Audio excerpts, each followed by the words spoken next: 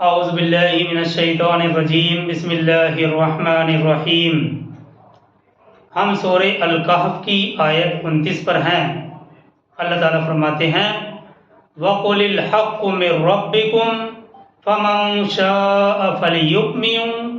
وَمَن شَاءَ فَلْيَكْفُرْ۔ یہ سورہ الکہف آیت 29 ہے، اور آپ کہہ دیجئے کہ یہی حق ہے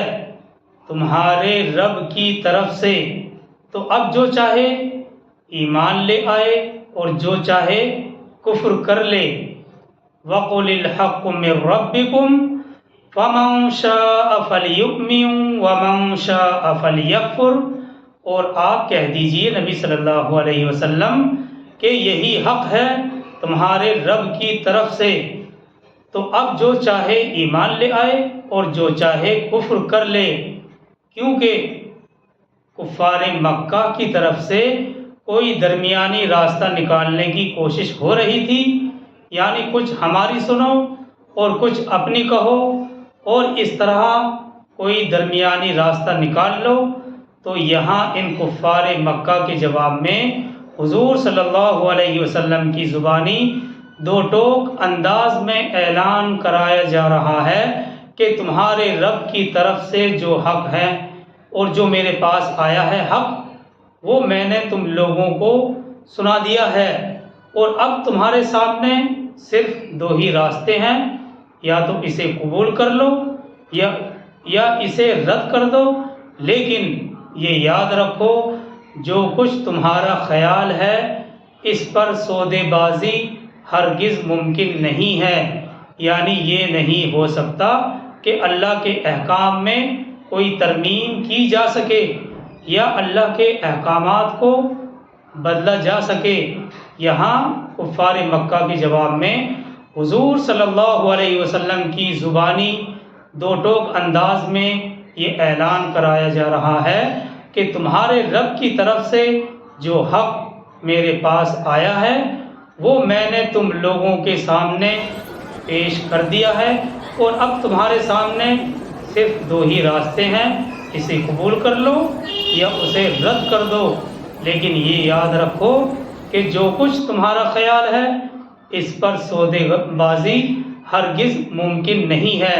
یعنی یہ نہیں ہو سکتا کہ اللہ کے احکامات کو بدل دیا جائے یا اللہ کے احکامات میں کوئی ذرہ برابر بھی ترمیم کر دی جائے۔ اس مضمون کو ہم سورہ دہر پارہ 29 میں بھی پڑھیں گے، اور یہ مضمون سورہ دہر پارہ 29 میں بھی وارد ہوا ہے۔ اِنَّا هَدَيْنَاهُ السَّبِيلَ إِمَّا شَاكِرًا وَإِمَّا كَفُورًا، یعنی اللہ فرما رہے ہیں کہ ہم نے انسان کے لیے ہدایت کا راستہ واضح کر دیا ہے، اور انسان کو اختیار دے دیا ہے کہ اب چاہے وہ شکر گزار بنے اور چاہے وہ ناشکرہ بن جائے۔ یہ پارہ 29 میں ہے اِنَّا هَدَيْنَاهُ السَّبِيلَ إِمَّا شَاكِرًا وَإِمَّا كَفُورًا، یعنی یہی مضمون ہم نے انسان کے لیے ہدایت کا راستہ واضح کر دیا ہے، اور انسان کو اختیار دے دیا ہے کہ اب چاہے وہ شکر گزار بنے اور چاہے وہ ناشکرہ بن جائے۔ دیکھیے اس جگہ سورہ کہف کی اس آیت 29 پر پہنچ کر صاف واضح ہو جاتا ہے، اور ہمیں کھلے طور پر معلوم ہو جاتا ہے کہ اصحاب کہف کا قصہ سنانے کے بعد اس آیت کے فقرے کس مناسبت سے کہے گئے ہیں۔ پہلے تفصیلی واقعہ بیان کیا گیا اصحاب کہف کا، اور فوراً آیت کریمہ کے اندر یہ جملے لائے گئے۔ اس سے صاف واضح ہو گیا کہ اصحاب کہف کے قصے سنانے کے بعد اس آیت کے فقرے کس کس مناسبت سے تعلق رکھتے ہیں۔ اصحاب کہف کے جو واقعات اور جو حالات اوپر بیان ہوئے ہیں ان میں واضح ہو گیا کہ توحید پر ایمان لانے کے بعد انہوں نے کس طرح سے اٹھ کر انہوں نے علی الاعلان یہ بات کہہ دی کہ ہمارا رب تو صرف وہ ہے جو آسمانوں اور زمین کا رب ہے، اور پھر وہ کس طرح اپنی گمراہ قوم سے کسی قسم کی صلح کرنے پر آمادہ نہیں ہوئے، بلکہ انہوں نے یعنی اصحاب کہف نے پورے عزم اور پختہ ارادے کے ساتھ یہ کہا کہ ہم اس کے سوا یعنی اللہ کے سوا کسی دوسرے کو معبود ماننے کے لیے ہرگز تیار نہیں ہیں۔ اگر ہم ایسا کریں گے تو یہ بڑی ہی بیجا بات ہوگی۔ اور پھر کس طرح سے انہوں نے اپنی قوم اور اس کے معبودوں کو چھوڑ کر بغیر کسی سہارے کے ایک غار میں پناہ لی، مگر انہوں نے ہرگز یہ گوارا نہیں کیا کہ حق سے ذرہ برابر بھی ہٹ کر وہ اپنی قوم سے صلح کر لیتے۔ اور پھر یہی نہیں کہ صلح کر لیتے، جب وہ بیدار ہوئے ہیں تب بھی سب سے پہلے ان کو جس چیز کی فکر ہوئی وہ یہی تھی کہ اگر خدا نخواستہ ہماری قوم ہمیں اپنی ملت میں پھیر لے جائے اور پھر لے جانے میں کامیاب ہو جائے تو ہم کبھی کامیاب نہیں ہو سکیں گے۔ یہ سارے تفصیلی واقعات اور حالات ہمارے سامنے آئے۔ اب دیکھیے، اب اس کے فوراً بعد نبی صلی اللہ علیہ وسلم کو مخاطب کر کے کہا جا رہا ہے، اور اس سے دراصل سنانا مخالفین کو ہے، جو لوگ سازشیں کر رہے تھے، کچھ دو اور کچھ لو کی باتیں کر رہے تھے، اللہ کے احکامات کو تبدیل اور اس میں ترمیم کرنے کے لیے بیجا مطالبات کر رہے تھے۔ تو سنانا اصل ان لوگوں کو ہے۔ نبی صلی اللہ علیہ وسلم اگرچہ بذات خود مخاطب ہیں، لیکن اس سے سنانا مخالفین کو ہے کہ ان مشرکین اور منکرین حق سے کوئی صلح ہرگز نہیں ہے۔ جو حق اللہ کی طرف سے آ گیا ہے اسے بغیر کسی کمی زیادتی کے اس کے سامنے پیش کر دو، مانتے ہیں تو مانیں، نہیں مانتے تو خود برا انجام بھگتیں گے۔ جو لوگ مان لیں گے، چاہے وہ نوجوان ہوں، چاہے بوڑھے ہوں، یا بے مال و زر، فقیر، تنگ دست، غلام اور مزدور، بہرحال چاہے کوئی بھی ہوں، وہی قیمتی اور کامیاب ہیں، اور انہی کو اللہ اپنے یہاں عزیز رکھتا ہے اور عزیز رکھا جائے گا، اور ان کو چھوڑ کر ان بڑے بڑے سرداروں کی ہرگز کوئی پرواہ نہیں کی جائے گی، چاہے وہ دنیا کی کتنی ہی شان و شوکت کیوں نہ رکھتے ہوں، کیونکہ وہ خدا سے غافل ہیں، وہ اللہ کے بندے نہیں ہیں، وہ اپنے نفس کے بندے بنے ہوئے ہیں۔ وہ اللہ کے بندے نہیں ہیں، بلکہ وہ اللہ اپنے نفس کے بندے بنے ہوئے ہیں۔ آگے اسی آیت میں ہے، تو یہ تو حق سے متعلق بات تھی، یعنی جو کچھ اللہ کی طرف سے آ چکا ہے اس کو چاہے تم مان لو، اختیار دے دیا گیا، مان لو گے کامیابی ہے دنیا میں بھی اور آخرت میں بھی، نہیں مانیں گے تو دنیا میں بھی نقصان اور آخرت کا نقصان تو بڑا نقصان ہے۔ آگے اسی آیت میں ہے ایسے ہی لوگوں کے بارے میں جو لوگ اللہ کے احکامات کو تسلیم نہیں کرتے ہیں، اِنَّا أَعْتَدْنَا جَهَنَّمَ اِنَّا أَعْتَدْنَا لِلظَّالِمِينَ نَارًا أَحَاطَ بِهِمْ سُرَادِقُهَا، ہم نے ظالموں کے لیے آگ تیار کر رکھی ہے، اس کی قناتیں ان کا احاطہ کر لیں گی۔ جہنم کی آگ یعنی جہنم کی آگ اللہ کے منکرین اور مشرکین کو گھیرے میں لے لے گی۔ آگے اسی آیت میں ہے وَإِن يَسْتَغِيثُوا يُغَاثُوا بِمَاءٍ كَالْمُهْلِ يَشْوِي الْوُجُوهَ، اور اگر وہ پانی کے لیے فریاد کریں گے تو ان کی فریاد رسی کی جائے گی ایک ایسے پانی سے جو تیل کی تلچھٹ جیسا ہوگا۔ وَإِن يَسْتَغِيثُوا يُغَاثُوا بِمَاءٍ كَالْمُهْلِ يَشْوِي الْوُجُوهَ، اور اگر وہ پانی کے لیے فریاد کریں گے تو ان کی فریاد رسی ایک ایسے پانی سے کی جائے گی جو تیل کی تلچھٹ جیسا ہوگا، جو چہروں کو بھون ڈالے گا۔ بئس الشراب، بہت ہی بری چیز ہوگی پینے کی، اور وہ یعنی جہنم بہت ہی بری جگہ ہے آرام کی۔ اس آیت میں محل کا لفظ محل کا لفظ لایا گیا ہے، اور محل کے معنی تیل کی تلچھٹ کے آتے ہیں۔ بعض مفسرین نے اس کا ترجمہ کیا کہتے ہیں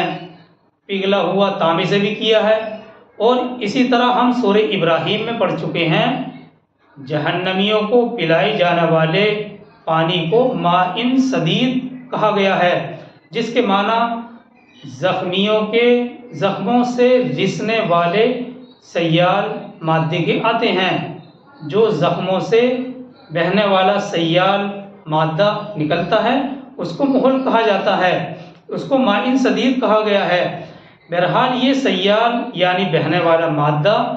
جو ان جہنمیوں کو پانی کے طور پر دیا جائے گا اس قدر گرم ہوگا کہ ان کے چہروں کو بھون کر رکھ دے گا۔ اب دیکھیے تفسیر عثمانی اس آیت سے متعلق یہ لکھتے ہیں کہ اللہ کی طرف سے سچی باتیں سنا دی گئی ہیں، کسی کے ماننے اور نہ ماننے سے اسے کوئی پرواہ نہیں ہے، کسی کے ماننے اور نہ ماننے کی اللہ کو ہرگز پرواہ نہیں ہے۔ جو کچھ نفع نقصان ہوگا تمہارا ہی ہوگا، ماننے اور نہ ماننے والے دونوں ہی اپنے انجام کی فکر کریں۔ اب دیکھیے یہ بات یہاں پر مکمل ہو گئی اہل جہنم سے متعلق، کیونکہ قرآن کی یہ سنت ہے اور یہ طریقہ ہے کہ جب اہل دوزخ کا تذکرہ کیا جاتا ہے تو ساتھ ہی اہل جنت کو بھی واضح کیا جاتا ہے تاکہ فرق پوری طرح سے واضح ہو جائے۔ تو آگے چلتے ہیں آیت 30 کی طرف، اور یہ آیت نمبر 30 اہل جنت مومنین صالحین اور ان کے اجر سے متعلق ہے۔ ان الذین آمنوا وعملوا الصالحات انا لا نضیع اجر من احسن عملا، یقیناً جو لوگ ایمان لائے اور جنہوں نے اچھے عمل کیے تو ہم ضائع نہیں کریں گے اجر اس شخص کا جس نے اچھا عمل کیا۔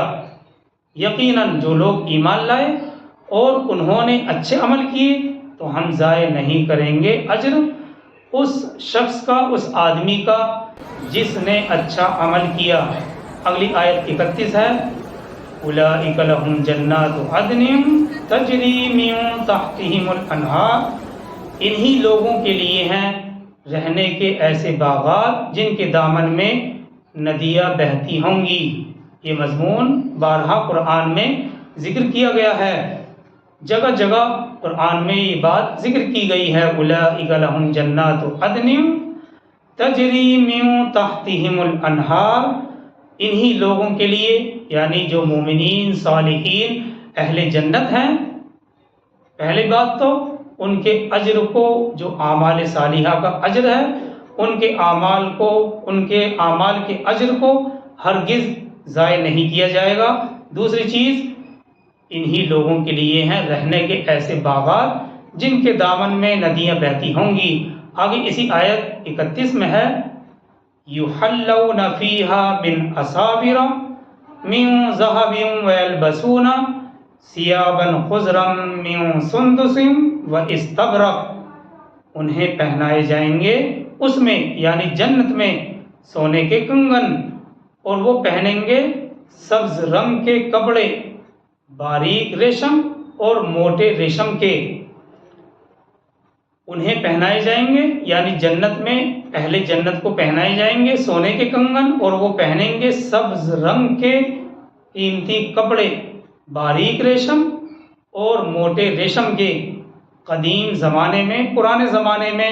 بادشاہ سونے کے کنگن پہنتے تھے۔ اہل جنت کے لباس میں اس چیز کا ذکر کرنے سے مقصد یہ بتلانا ہے کہ وہاں یعنی جنت میں بادشاہوں کی سی شان و شوکت ہوگی۔ آگے اسی آیت میں ہے متکئین فیہا علی الارائک، ٹیک لگائے بیٹھے ہوں گے تختوں پر، نعم الثواب وحسنت مرتفقا، کیا ہی اچھا بدلہ ہوگا ان کے لیے اور کیا ہی خوب آرام گاہ ہوگی، یعنی آرام کرنے کی جگہ ہوگی۔ یہ جنت کا نقشہ کھینچا گیا ہے۔ تو اور اس آیت میں ارائک کا لفظ لایا گیا ہے یہ جمع ہے اریکتن کی، تخت کو کہتے ہیں، اریکہ تخت کو کہتے ہیں، اور اس سے بھی یہی تصور دلانا مقصد ہے کہ وہاں پر ہر جنتی تخت شاہی پر متمکن ہوگا، یعنی تخت شاہی پر جلوہ نما ہوگا۔ اب دیکھیے یہ آیت 31 تک وضاحت ہمارے سامنے آئی، اور اس میں سر فہرست جو بات ہمارے سامنے آئی وہ یہ کہ اللہ کی طرف سے دونوں راستے بتلا دیے گئے ہیں، یہ حق ہے، یہ جنت کی طرف جاتا ہے، اور یہ ناحق ہے، جہنم کی طرف جاتا ہے، اور انسان کو اختیار دے دیا گیا ہے کہ اب چاہے وہ جنت والا راستہ اختیار کرے یا جہنم والا راستہ اختیار کرے۔ اور دوسری چیز، ان احکامات میں ذرہ برابر بھی تبدیلی اور ترمیم ممکن نہیں ہے۔ جس طرح سے اللہ نے احکامات نازل کر دیے ہیں ویسے ہی چوں چرا کے، بغیر کسی چوں چرا کے ان کو مان لینا یہی بہتر اور درست ہے۔ تو اس آیت 31 پر اور اس پارے کا 16 رکوع مکمل ہو گئے، اور اگلی آیت 32 سے اس پارے کا 17واں رکوع شروع ہو رہا ہے۔ اور اس رکوع میں جانے سے پہلے سرسری طور پر ہمارے ذہن میں یہ بات رہنی چاہیے کہ اس رکوع میں دو آدمیوں کی آپسی تفصیل کا بیان ہے، آپسی گفتگو کی تفصیل کا بیان ہے، یعنی دو آدمی ہیں جنہوں نے مکالمہ کیا، آپس میں گفتگو کی، اور اس کی تفصیل کو یہاں بڑے خوبصورت انداز میں ایک مثال کے ذریعے سے بیان کیا گیا ہے۔ تو سرسری طور پر ہمارے یہ ذہن میں رہنا چاہیے کہ اس رکوع میں دو آدمیوں کی آپسی گفتگو کی تفصیل کا بیان ہے۔ ان میں سے، ان دو آدمیوں میں سے ایک شخص کو اللہ نے مال و دولت اور دنیاوی بہت سی نعمتوں سے نواز رکھا تھا۔ وہ شخص اپنی خوشحالی میں اس قدر مگن ہوا کہ اس کی نگاہ اللہ سے ہٹ کر دنیاوی اسباب پر جم کر رہ گئی، اور انہی اسباب کو، یعنی دنیا ہی کے اسباب کو، وہ اپنے توکل اور بھروسے کا مرکز بنا بیٹھا۔ ہر طرح کی آسائش سے اللہ سبحانہ و تعالیٰ نے اس کو نواز رکھا تھا، دنیاوی بہت سی نعمتیں اس کو دے رکھی تھیں، اور وہ اس قدر ان دنیاوی نعمتوں میں مگن ہوا کہ اس کی نگاہ اللہ سے ہٹ کر دنیاوی اسباب پر جم کر رہ گئی، اور انہی اسباب کو وہ اپنے توکل اور بھروسے کا مرکز بنا بیٹھا۔ اور اس کے علاوہ ایک دوسرا آدمی بھی تھا جو دنیاوی لحاظ سے خوشحال تو اتنا نہیں تھا، مگر اللہ کی معرفت اسے حاصل تھی، وہ اللہ کو جانتا تھا، اللہ کو پہچانتا تھا۔ اس نے دولت مند شخص کو نصیحت کی کہ اللہ نے تم کو بہت سی نعمتوں سے نوازا ہے، بے شمار نعمتیں اللہ نے تم کو دی ہیں، مگر تم اسے، یعنی اللہ کو بالکل بھولے ہوئے ہو۔ تمہیں چاہیے کہ تم اللہ کا شکر ادا کرو اس کی نعمتوں پر، یعنی جو اللہ نے تمہیں نعمتیں دی ہیں ان پر تم اللہ کا شکر ادا کرو۔ دولت مند آدمی نے گھمنڈ میں آ کر اس نصیحت کا بہت ہی کڑوا جواب دیا اور کہا کہ مجھے تو یہ ساری نعمتیں اور دولتیں اس لیے ملی ہیں کیونکہ میں تو اللہ کا چہیتا ہوں، جبکہ میرے مقابلے میں تمہاری کوئی حیثیت ہے ہی نہیں، مال و دولت تمہارے پاس ہے نہیں، میرے مقابلے میں تمہاری کوئی حیثیت نہیں ہے، اور ایک میں ہوں کہ مجھے مال دولت کے انبار دیے ہیں اور تم مجھے نصیحت کر رہے ہو۔ تو بڑے گھمنڈ میں آ کر اس نے اس شخص کی نصیحت کا بہت ہی کڑوا جواب دیا۔ اللہ کے اس بندے نے اسے پھر سمجھایا کہ دیکھو اپنے دنیاوی مال پر اتنا مت اتراؤ، کیونکہ اللہ اگر چاہے تو تمہارے یہ سارے ٹھاٹ باٹ پل بھر میں ختم کر کے رکھ دے، وہ چاہے تو تمہاری ساری دولت کو ضائع اور برباد کر سکتا ہے۔ اس نے جواب میں کہا، دولت مند شخص نے جواب میں کہا، بھائی ایسے کیسے ہو سکتا ہے؟ میں نے اپنے مال اور اسباب کی حفاظت کا خود ہی بندوبست کر رکھا ہے۔ بہرحال ان تمام نصیحتوں کا اس شخص پر ذرہ برابر بھی اثر نہیں ہوا۔ اس اللہ کی معرفت رکھنے والے کی نصیحت کو اس نے ٹھکرا دیا، اور بالآخر اس کے اس رویے کا نتیجہ یہ نکلا کہ اللہ سبحانہ و تعالیٰ نے اس کا سب کچھ برباد کر کے رکھ دیا۔ یہ خلاصہ ہے اس مثال کا جو اس رکوع میں بیان کی گئی ہے۔ اب جیسے جیسے آیات آتی رہیں گی واقعہ انشاءاللہ خود بخود سمجھ میں آتا رہے گا۔ چلتے ہیں آیت 32 کی طرف۔ وَاضْرِبْ لَهُمْ مَثَلَ الرَّجُلَيْنِ، اے نبی صلی اللہ علیہ وسلم آپ بیان کیجئے ان کے لیے دو آدمیوں کی مثال، کیونکہ مثال سے بات اچھی طرح سے سمجھ میں آ جاتی ہے، اسی لیے قرآن نے جگہ جگہ انسانیت کو مثال دے دے کر سمجھایا ہے۔ وَاضْرِبْ لَهُمْ مَثَلَ الرَّجُلَيْنِ، اے نبی صلی اللہ علیہ وسلم آپ بیان کیجئے ان کے لیے دو آدمیوں کی مثال۔ جَعَلْنَا لِأَحَدِهِمَا جَنَّتَيْنِ مِنْ أَعْنَابٍ وَحَفَفْنَاهُمَا بِنَخْلٍ، ان میں سے ایک کو ہم نے دیے تھے دو باغ انگور کے، اور ان کو گھیر رکھا تھا ہم نے کھجور کے درختوں کے ساتھ۔ وَحَفَفْنَاهُمَا بِنَخْلٍ، اور ہم نے یعنی ان انگوروں کے باغوں کو گھیر رکھا تھا کھجور کے درختوں کے ساتھ۔ انگوروں کی بیلوں کے آس پاس ارد گرد کھجور کے درختوں کی باڑ لگی ہوئی تھی تاکہ یہ نازک بیلیں آندھی طوفان وغیرہ سے ہر طرح سے محفوظ رہیں۔ اور پھر آگے اللہ تعالیٰ فرماتے ہیں وَجَعَلْنَا بَيْنَهُمَا زَرْعًا، اور ہم نے ان کے درمیان کھیتی کا بھی انتظام کر رکھا تھا۔ تو یہ آیت 32 تک ترجمہ ہمارے سامنے آ گیا، اور پھر جیسے جیسے آیات آتی رہیں گی اس واقعات کی تفصیل بیان ہوتی رہے گی